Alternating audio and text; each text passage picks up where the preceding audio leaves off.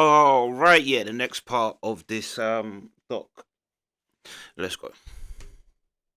In 15th century Italy, Giovanni de' Bici de' Medici found a way around the Catholic That's a great Church's name. anti-usury laws.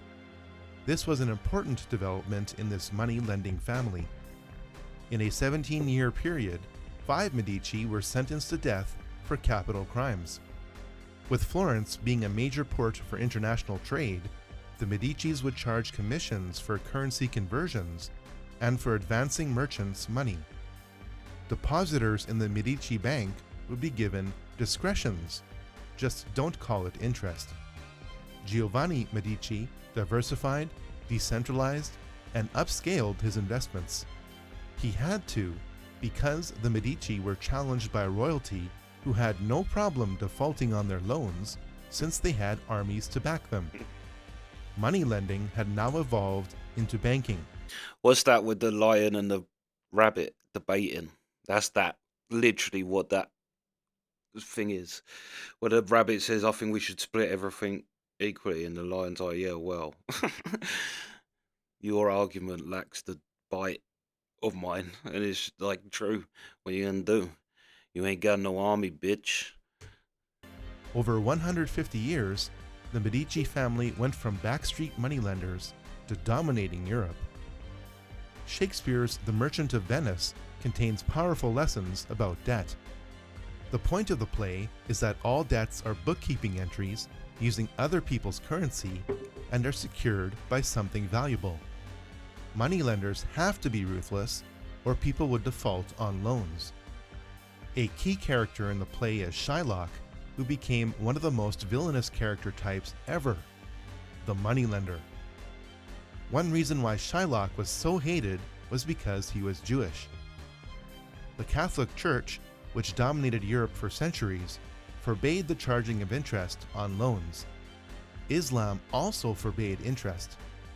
Jews became nearly the only moneylenders in the Western world because of Deuteronomy 23, which allowed the charging of interest to foreigners only.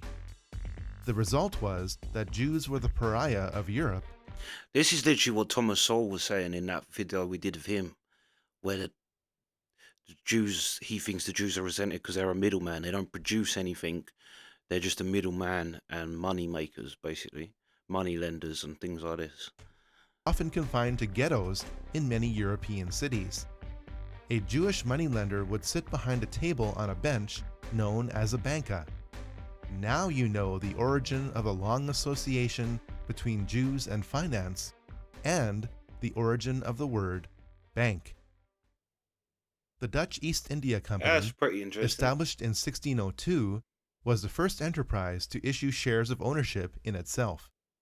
The company was established by monopoly charter to maximize activities in the growing Asian spice trade. This industry was so lucrative that a single round trip of valuable goods could pay for the ship that was used to transport them.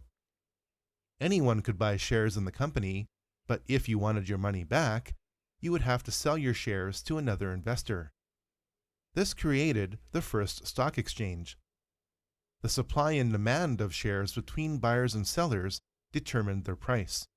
The Dutch East India Company had the ability to wage war against competitors, imprison and execute convicts, negotiate treaties, coin money, and establish colonies, just like certain American corporations do today. Until it fell apart from corruption, this first multinational corporation paid an annual dividend of 18% for nearly 200 years. The total value of shares listed in the world's 58 major stock markets is over $80 trillion. While the price of shares in the Dutch East India Company was based on the balance of supply and demand, the profits generated by this corporation sent prices for some commodities like tulips completely out of balance. As the Dutch corporate elite built estates which featured flower gardens, a demand for tulip bulbs as a status symbol was created. The demand for tulips reached such absurd heights that at one point, 5 acres of land were offered for a single tulip bulb of a particular species. The madness had to stop. In 3 months, the price of tulips collapsed. The point of this story is that the prices of things today are not only determined by supply and demand, but also by greed and fear. The Bank of England was chartered in 1694 because one war after the other bankrupted Britain. Desperate government officials met with money changers to secure the loans necessary to maintain power. The price was high. A government-sanctioned, privately owned central bank was created, which loaned the government the money it needed at interest. While private deposit banks existed throughout Europe before the Bank of England, this was the first time that a privately owned national central bank ever existed. Like any private corporation, the Bank of England was started by selling shares to shareholders who are unknown to this day. While 1.25 million British pounds in gold was supposed to be put up to start the Bank of England, only 750,000 British pounds was ever received. The name Bank of England was deceptively used to make the people think that this private bank was part of the government. The Bank of England building and roughly 1 square mile of financial buildings around it literally became their own autonomous city above the politics of the British Empire. There is London, and then there is the City of London, guarded by dragons. When the Queen of England wants to visit the City of London, she must receive permission from the Lord Mayor of London, because the borrower is servant to the lender. Yeah, they have different police as well. It's a different police force. It's not the Metropolitan Police. The Metropolitan Police don't have jurisdiction in there. The first manufactured stock market bubble was created by a Scottish gambler, womanizer, and murderer named John Law. Law saw the action of the Dutch East India Company in Amsterdam after escaping from his London prison and knew he had to create a piece of the action. Law believed that money was only a means of exchange, that it did not constitute wealth in itself, and that national wealth depended on trade. Law traveled to Paris, correctly thinking that France would be vulnerable to his ideas about money after debasing its currency to pay for war. Under King Louis XV, Law established the Banque Générale, where 3/4 of its capital consisted of government bills and notes. Law also created what became known as the Mississippi Company, painting Louisiana's swampland as an agricultural paradise. In 1719, Law issued 50,000 shares in the company at 500 livres each, payable with just 75 livres down. The rest was due in 19 monthly payments of 25 livres each. The share price doubled before the second issue of shares was even offered. By the end of the year, prices rose to 15,000 livres per share. Law was appointed Controller General in January 1720. In effect, a con man was the Prime Minister of France. All John Law had to do was walk from the office where company shares were issued to the office where French money was printed in the same building. The bubble didn't last long. Food prices in France soared because of the increase in the money supply. People found out the truth about the so-called colonial paradise. In May 1720, Law was forced to deflate the value of banknotes and cut the stock price. People rushed to convert their paper money back into gold and silver coin. Law was forced to close the Banque Générale for 10 days and limit transaction sizes once the bank reopened. Law was dismissed from his position by the end of the year. He spent the rest of his life traveling and gambling, dying a poor man 9 years later. Real wealth is earned from making a living. Speculation doesn't create wealth. Speculation transfers wealth based on greed and fear, and this lesson is never learned. Insurance began in 1744 with 2 Scottish ministers as a way to help out widows and orphans.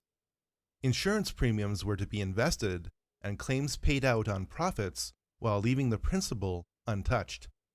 Life insurance helped reduce the financial and social strain of soldiers' deaths in the War of 1812.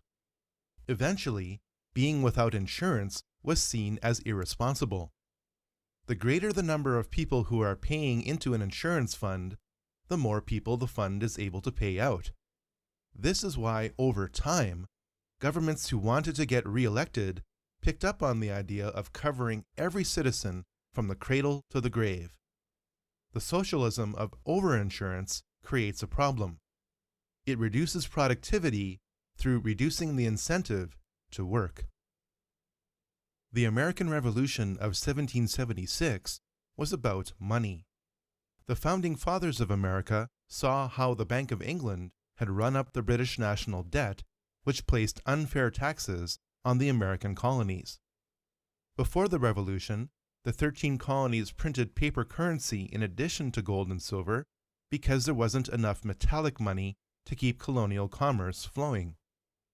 The British Parliament passed the Currency Act of 1764, which prohibited colonial officials from issuing their own currency and ordered the colonies to pay all future taxes in gold and silver coins.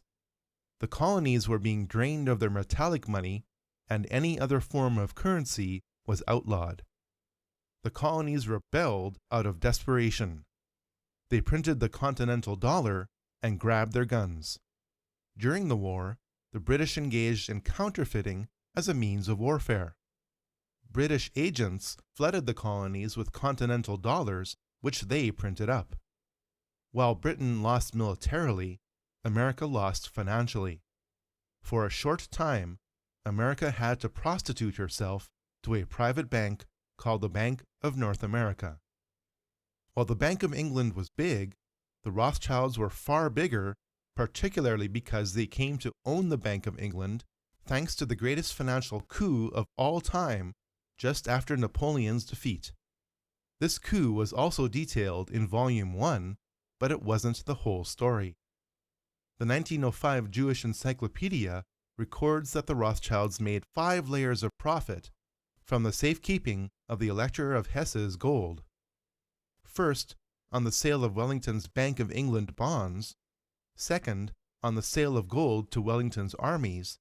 Third, on the repurchase of gold from Wellington after the war. Fourth, on forwarding the gold to Portugal.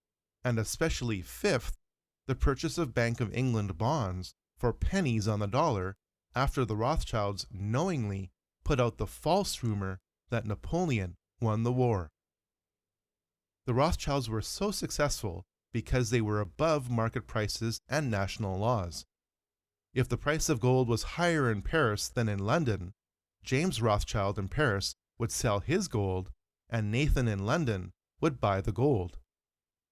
The Rothschilds financed Cecil Rhodes' monopoly over the gold fields of South Africa, the De Beers monopoly over the diamond fields of South Africa, the Rockefeller monopoly over oil in America, and J.P. Morgan's monopoly over steel in America. If one nation's policies would hinder their interests, the Rothschild brothers would simply transfer capital and lending to other countries, even to overthrow them. From his base in New York, Jacob Schiff financed the communist overthrow of the Russian Tsar for daring to oppose the Rothschilds. The Rothschild brothers represented the first true multinational banking operation. The Rothschilds grew so rich from money lending that they could afford 41 elaborate castles all over Europe. The 1905 Jewish Encyclopedia records that from 1817 to 1848, the Rothschilds loaned out over $654 million.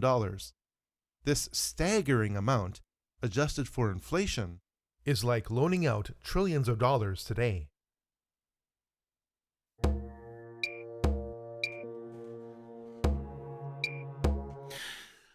There's a lot of info there, but listening to it as well, like the British, because I remember watching British people, like conspiracy people, years and years ago, saying that America had the advantage with separating from the British Empire because they were separated from the British Empire.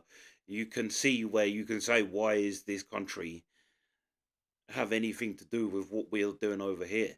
Like, but it's harder to convince the British people that they're in the same boat as the Americans was because you don't have that actual geographical separation that makes the conflict obvious. They're within us and part of us, and like I say, the friendly, jolly old Bank of England. But also, if you look as well, a lot like well, not even a lot, even the Mongolian Empire and Genghis Khan, it was made out of unfair trade things because they were like savages compared to the more civilized settlements, and the civilized settlements didn't want animal hides. They didn't have a need for it, so they'd get like mug them off because they didn't need it, and yeah, it basically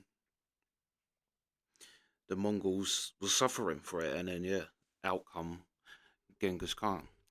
But yeah, let's carry on. If we go to 40. The world was entering into the Industrial Age around the time of the American Civil War. As shown in Volume 1, the Civil War was about breaking up America to place it under banker control. Lincoln's invention of the greenback, or printed currency that would later be backed by gold, kept the Union alive. In spite of their defeat, the bankers didn't stop. The Coinage Act of 1873 deadened the tradition of miners taking their silver from Western America to the United States Mint to be minted into silver coins free of charge. The Specie Payment Resumption Act of 1875 allowed for the convertibility of greenbacks into gold. These two acts contracted the American money supply, creating a long depression. By 1896, the need for more silver money was the key issue in the presidential campaign. William Jennings Bryan spoke the famous line, "You shall not press down upon the brow of labor this crown of thorns. You shall not crucify mankind on a cross of gold." McKinley won the presidency over Bryan because the fix was in. The bankers wanted America on a gold standard, which they controlled. The Industrial Revolution created American robber barons who put up a front of patriotic Christian virtue. J.P. Morgan inherited his wealth from his father, which was based on treasonous business connections with the Rothschilds through George Peabody during the American Civil War. J.P. Morgan, along with his Rothschild agent, August Belmont Jr., continued the family tradition of treason. In 1893, these two men arranged for their vast holdings of American bonds to be sold through third parties exclusively in exchange for gold and not silver. A banking panic over the mass dumping of U.S. treasuries was created. Gold flowed from America to London as London banks demanded gold as security for loans, which became impossible to get. Morgan then patriotically bought $162 million worth of bonds at sweetheart prices with gold at artificially high prices. 15,000 businesses, 74 railroads, and 600 banks went bust. J.P. Morgan bought up everything he could and succeeded in all but crushing the financial role of plentiful American silver through the Gold Standard Act of 1900. This dump and pump strategy would be repeated until J.P. Morgan controlled what became U.S. Steel in 1901 at a value of $1.4 billion. J.D. Rockefeller was one of the children of William Rockefeller Sr. and Eliza Davidson. While Eliza was puritanical, William was a huckster all his life. He sold bottles of crude oil as a cure-all. William abandoned Eliza and his 6 children for a series of women, leaving Eliza to raise her family alone. When J.D. Rockefeller was bad, Eliza would tie him and beat him until he complied. This tragic personal background explains J.D. Rockefeller's desire to manipulate and control all his relationships. He would appear as a Christian philanthropist, all the while being a ruthless businessman. J.D. Rockefeller's Standard Oil grew from its inception in 1870 through integration and extortion. The railroads which transported Standard Oil had to pay a percentage of the shipping fees his competitors were paying the railroads, or Standard Oil would drop their business. J.D. Rockefeller became America's first billionaire. The banking interests of J.P. Morgan merged with the oil business of J.D. Rockefeller and top railroad company owners to form the Northern Securities Company in 1901. 122 companies agreed to pool their capital at a staggering total value of $22 billion. The Sherman Antitrust Act dissolved the company in 1904, but the capital never disappeared. The business and banking class of America wanted it all. The backstory of the Federal Reserve Act of 1913 needs to be discussed at this point. After causing a series of banking panics, especially in 1907, the money changers led the public to believe that the Federal Reserve was a government institution which could control banking in America.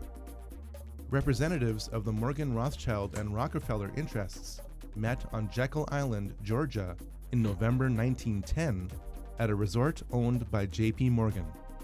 Representatives were sent because the real interests could not be seen to be conspiring together. Remember, these were representatives of the money trust whose membership was in competition with each other until they realized it was much better for them to combine forces to control everything. One of these representatives later bragged about their achievement in the Saturday Evening Post, even using the word conspirator. The political point man was Senator Nelson Aldrich, who married into the Rockefeller family. He was successful in passing the Federal Reserve Bill only on his second attempt just before Christmas in 1913. America struggled with the money changers no less than 7 times. First, with England's war on colonial scrip. Second, with the Bank of North America. Third, with the First Bank of the United States. Fourth, with the Second Bank of the United States. Fifth, with Lincoln and the Civil War. Sixth, with the gold standard. And seventh, with the Federal Reserve. The money changers finally accomplished their goal after 128 years. It is impressive. Like, I know it's evil and yeah, all the rest of it, but still, because as well, a lot of things are so simple. Like, in terms of how they got into the positions, and it's such a simple, like, sleight of hand magic trick, really. But you control every, like, it is impressive. It is impressive. And to have that foresight of 128 years to get into a position. I mean, yeah, on one hand, it's admirable. Yeah. But yeah, that's this part. Sweet.